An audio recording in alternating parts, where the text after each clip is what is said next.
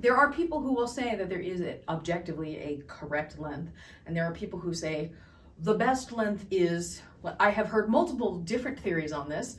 One theory is the best, I don't subscribe to this, but people say the best length is from your fingertips to your armpit. I've heard people say the best length is from when you're holding it for the poi to be at your ankles.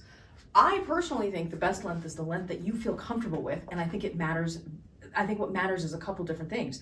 There's a drag ratio based on the resistance, based on the tether that you have, and then based on the weight of the poi, which is why I think it's ridiculous to give one specific length, because different poi are going to have different resistance, and the resistance itself will determine how difficult it is to spin the poi.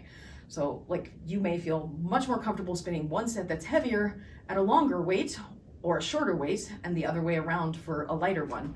I would say if you're feeling for a particular move that it's too long, like for buzzsaws, that's why I do these wrap-ups, because the buzz, like for me, I can't actually, I mean, there is, like this length poi, which is my full length, which is what I use for tossing, I cannot do a buzzsaw without it hitting me. So that is definitely not the ideal length.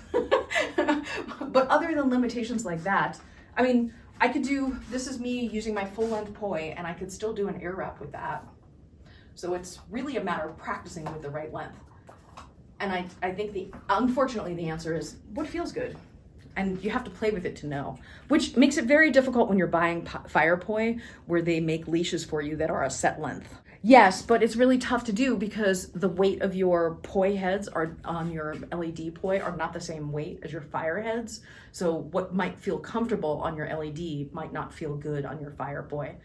This was the advantage of what we did in the old days, where we used chain and we cut off links, because then you can adjust the size.